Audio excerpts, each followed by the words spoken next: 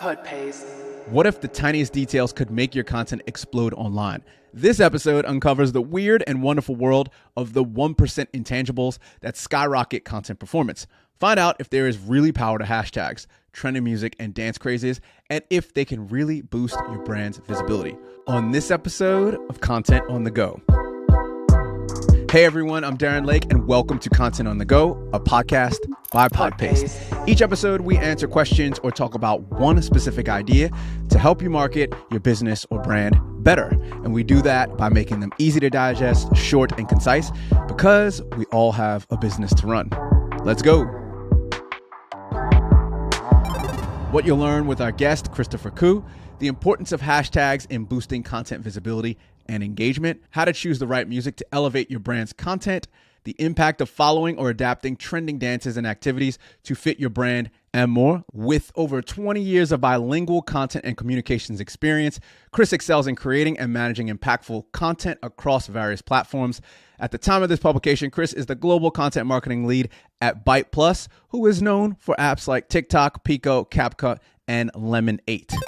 So let's start off with the first one, which is, are hashtags important? All right, so I've got my opinion and my thoughts on this because I'm a bit of a contrarian at times. And let me know what you think. Are hashtags important? Yes or no? I think hashtags allow people to quickly look for topics of interest, and you want to hop into a community very quickly and all trending conversations and be part of this whole global movement, if you would like to put it that way. So, I mean, look at the recent TikTok travel hack where the student pretended to be handicapped in a wheelchair, skipping queue at the Heathrow airport, and now it's causing a lot of troubles in all other airports, and people are following the hack very quickly. And it's not the right thing to follow, but it's just how you extrapolate from this example of people, hashtagging, the challenges and the hacks, and you want to get into it. And then I think a few weeks ago, I was trying to defrost my fridge, and I didn't want to trouble my dad, and I was learning from the Gen Zers. And I got onto TikTok and I was looking for solutions on how to defrost the fridge. And voila, there's so many different kinds of TikToks that you can look at and different people teaching you the different methods. And it's like, real demo, right? It's as if my dad was in TikTok. I didn't really have to get him to come over to my apartment. So I think when you want to get into a certain topic of interest, then that's where the hashtags, they work really well. And I do know that there are different layers of moderators to make sure that the hashtags are correct. So they do moderate humanly how the content actually matches the hashtag. So that's my thought on that. All right, look, I'm going to say this. Hashtags work differently on different apps. So Instagram, it was more creating communities with hashtags. And I think that was the same with Twitter. So Instagram, they just followed the hashtag Twitter. Twitter actually is the first one to do the hashtags. And it was, I don't know if you remember the SNL, it was like hashtag. And Yeah. they were doing that, the SNL. I can't remember exactly. It was with Justin Timberlake and Yes. forgot the other guy from Adam Sandberg. But yeah, that was like, Twitter, the hashtags, everyone would hashtag stuff in real life. But Instagram followed it and they didn't really incorporate it into their algorithm. TikTok actually did it differently, and the hashtags weren't like people, they shove in 30 hashtags, 40 hashtags in a post, and they're just trying to figure out, the hashtag algorithm and trying to figure out what's the recipe to get the hashtag to make your content go viral. And I think it's a lot of stomping, and you're getting not a lot of juice with it because they don't hurt you, but they rarely help you. And what Instagram came out to say last year was hashtags are now to actually help categorize what your content is. So if you have a running post, probably don't want to do, Insta Hot. Probably don't want to do that. I mean, maybe you do, or you don't want to put cooking if you have a running post. Hashtag cooking if you have a running post. If you're obviously making cooking food for running, that's fine. But if you're running, you want to do all running hashtags or things around running. And that's how you get the algorithm to start categorizing, because Instagram sucks for search. Absolutely sucks for search. Like if you haven't, once the post is gone and you haven't saved it, how do you find it again? If you don't know the account, how do you find it? It's like you can't go in there and search it like Google or YouTube or anything. And this is where TikTok wins, because TikTok is categorizing everything and based on hashtags, but also based on the algorithm machine learning. It's like, oh, there's a picture of a runner, so this is running. You put a hashtag running. Now I know that it's running, and that's what they're doing. So you're helping your content be categorized and you can find your niche in your industries. And this is why being very specific when you're on these platforms is crucial. Do not be general, do not be broad on any platform. Be specific to exactly who your end client user or customer is, and make sure that you're constantly making content around that. And try not to do the broad stuff, the inspirational quotes and the here's me in my day in my life. Like, that stuff's okay if you're really big and you're maybe a personal brand, but if you're a brand on Instagram or any of these platforms and you're not doing specific type content, the hashtags end up really not working in your favor. Again, I wouldn't stress them as much as a lot of people stress them. They hashtag stuff. It's like keyword stuffing, with SEO. I just think that it's like you put a lot of energy into finding the right hashtag when you probably could have put that energy into making better content and it would have done better. Yeah, of course. And I think one of the ways to really try to ensure that you are having a fairly right bunch of hashtags is to go back to traditional marketing and do focus groups and get a bunch of people and just give them this question. If you are looking for information about real estate here, what are you going to type? And you'll be surprised by what a bunch of keywords, all the hashtags that they are trying to key into their phones. So that's something that a lot of brand marketers can try to do, even just a dipstick survey with their friends, like, oh, if you're looking for an ice cream of this flavor, what are you going to look for? Like, what are you going to type in the hashtags? And you'll be surprised by the results, because everyone is thinking differently, and then that's how you try to combine all these different perspectives and then come up with something more accurate. I think the gist of it is people are getting smarter and smarter in terms of how they are searching for things, not like in the past. So you've got to be good with the hashtags as well, and not just putting a bunch of 30 hashtags and hoping that it will hit the jackpot. Yeah. And to one last point, hashtags on Twitter worked with trending. Yep. So it would find out things that were trending because people with the hashtags. And again, Instagram followed suit on that. LinkedIn kind of is trying to do it. But I think where TikTok just said, you know what, we don't care about trending because the algorithm is going to sort it out, because your For You page is going to be for you, not just this is what everyone's talking about. Like, I personally don't care what the mass is talking about. I want, because the mass usually isn't for me, what is it? The average person isn't actually the average person, because it's just it's a calculation of everyone, people to the left and people to the right. It then gets this little goopy, very vanilla gray thing in the middle. And it's like, I don't care about that. And most people actually aren't that. They're around the average anyway. So I want stuff to be for me, to give me value. And TikTok figured that out. And YouTube figured that out, like YouTube, that algorithm on the side was early TikTok, basically. When you keep watching stuff and you keep liking stuff and commenting, that thing on the side, that suggest thing on the side is so good. And it will give you a video with 500 views if it knows that it's something that you need to watch or you want to watch. It doesn't give you a video with 10 million views and 10 billion whatever. Like, it does. It's learned that, and they shifted that. I think it was like 2015. I forgot what it was. I won't go into the history of that. It is. It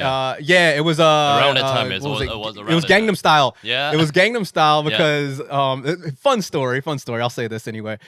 Basically, what happened was, if you put any YouTube video on, if you started playing in like, I think it was a couple hours or maybe in a few hours, if you just let YouTube autoplay, everyone would end up at Gangnam Style, because it was the most popular video at that time, 2014, 2015, maybe 2013.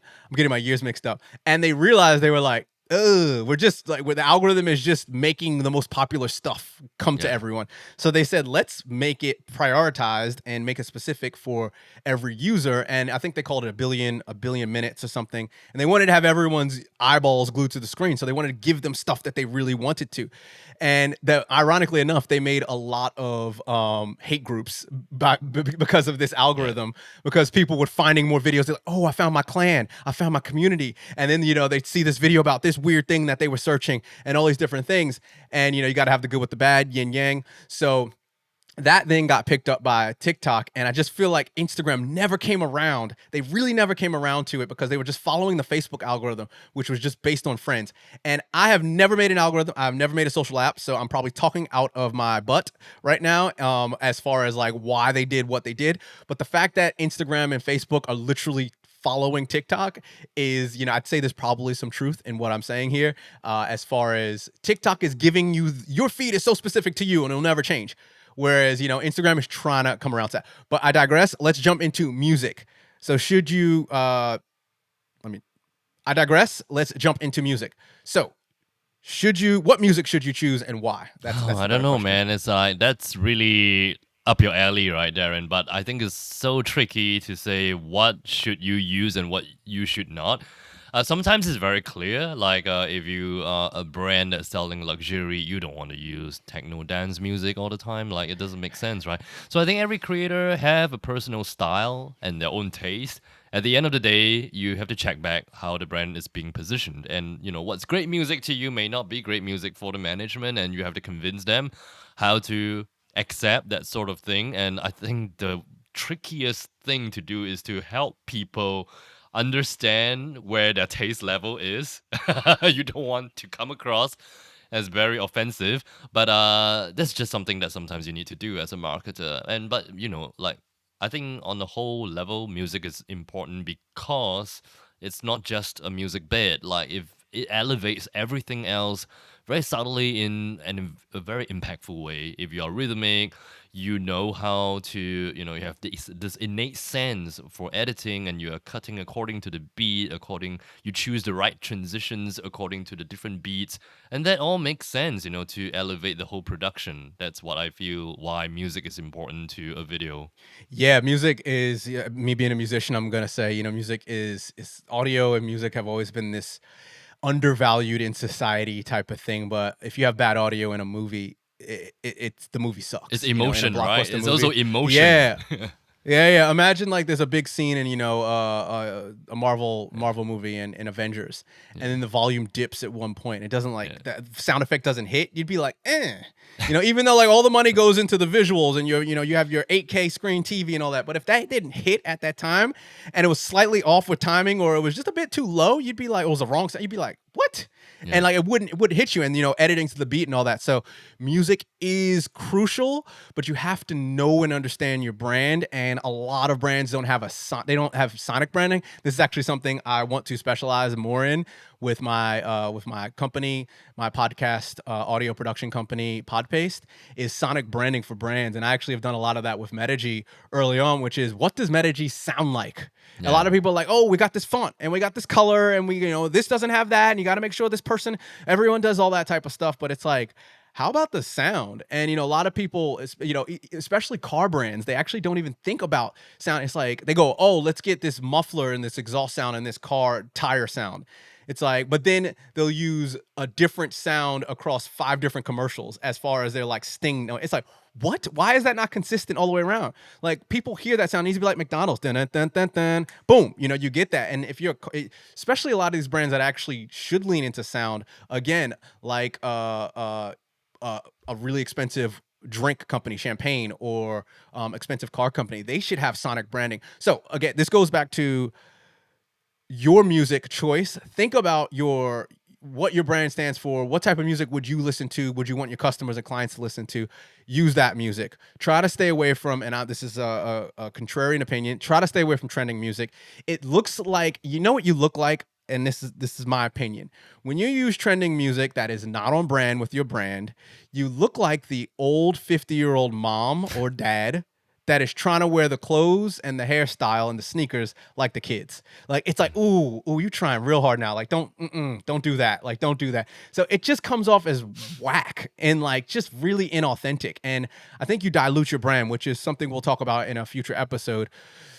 But again, if you're a brand that can rock the latest Drake track or whatever cool new music, house music, EDM, whatever it is, trap, country, whatever you want to do, like whatever the trending music is on TikTok, if you can do that, that's fine. Me personally, I don't do that. I've tried it. It comes off as weird. So I try to have all my music fit a certain vibe. It's not even a genre, it's a vibe. And it's like chill but cool.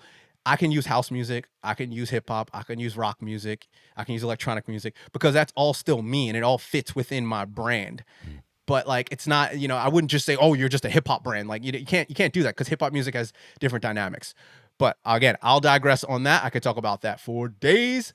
Let's get into the last one, which is, should you follow the latest dance or activity trend? What do you think? Yeah, and I think that you have just summarized it very, in a very succinct way, right? Which is like you will look like an older grandpa trying to wear sneakers, and there's nothing wrong with that. We're not saying that. There's nothing wrong with it if that's who you are. If that's who you are. But if out of the blue right? you do it, and you've never done it before, it's just like, what?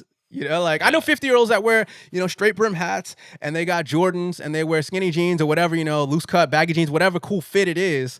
Like I know 50-year-olds that do that because that's what they've been doing. That's who they are. Like don't do this swap and you're just trying to be cool. That's just my thing. That's just my thing. Yeah. Keep going, Chris. And it doesn't make any kind of sense for like a hip hop dance studio to suddenly post a video of a Chinese dance on their TikTok or IG. Even if Chinese dance was trending, and you know what they would most definitely do is to incorporate some interesting elements from Chinese dance into their hip hop choreography, right? So that's what marketers need to learn. And how do you blend these things together without looking like you're trying to do it for the sake of looking cool, right? That's really what a lot of the businesses are struggling with. Like, let's hop onto the trending bandwagon. Like, what do you mean? But that's not me. So how do you make it like you? And sometimes you may not need to hop onto the trending bandwagon. Yeah, that I'd say it's just the same thing as I said with hashtags. The same thing I said with music is, if that's your brand, cool, do it. I try not to just I have a personal brand, and I go, would I do that? No, I don't hop on any of the trends. I think I tried it. I actually filmed. There was this dance that was out. I forgot what the dance was called, but it was the hey baby, hey baby. I forgot what the song was. This Jersey club track, and there was this like dance, and it was really hard dance. Like no one could do the dance. It was really hard. Only a few people can do it. And then I was looking at it, and I'm like, that looks like a running drill. That's a running form drill. And finally, I saw someone comment on it. And, again, this is like this was a dance trend. And I saw someone comment on it. And I was like, they said, yo, all y'all doing is just a modified version of A-skips, which is a running. And I was like, that's what. So I actually was going to do a parody of that. I want to do parodies of trends. And I filmed it. And I was like, I was going to have that film and then be like, wait, that's actually an A-skip. And I actually filmed it. And I never got to editing it. And then that trend ended. And I was like, I'm not doing it. So I almost did it, but I was going to do it in a parody fashion. And I was like, what? That's not really on brand for me. I also don't want to hate on it because I actually really did like the dance. So, if you just want to do the dance, you can also, here's a fun tip. You can also hire influencers that are on brand with your brand to then do maybe some of those trends. So if you personally don't do it, or the people that are the face of your brand that usually do the videos don't do that stuff, maybe get someone else that can do it and make sure that trend works with your product, service at the time, or your brand. So you gotta think about this stuff. This is where it's not easy to do this stuff. You can easily just punch out and record a whole bunch of crap and put it out, but it might not hit because it's not the right time. It's not the right thing for the audience. Yeah. But we'll end it there. We've talked about hashtags, we've talked about music, and we've talked about latest dance trends and activities on short video platforms, mainly TikTok, Instagram, YouTube. Is there anything else you want to add? All we're trying to say is like not everyone can be like Vera Wang wearing sneakers and skinny jeans in her 70s. It's not easy. So you got to figure out who you are. Yeah. From Podpaste, you've listened to Content on the Go. Again, I'm Darren, and Podpaste hopes you found more insights and tips into your business or brand. If you like what you heard, please share a link with other businesses or marketers if you think they would get something from this. And for a limited time, we are offering 2 special services for people. The first is aimed at businesses that have never done podcasting and want to try it out before committing to a full series. Think Try Before You Buy, where we will edit and repurpose a podcast episode into 10 pieces of content for you for only $95. That's 82% off our normal rate. But if you already have a podcast going, we'd love to edit an episode for free for you or repurpose it into 10 pieces of content to show you what is possible. Either way, sign up at the link in the show notes or YouTube description below to jump on a quick 10-minute discovery call where we can brainstorm ideas or audit your existing podcast and help shape your next series. See you on the next episode.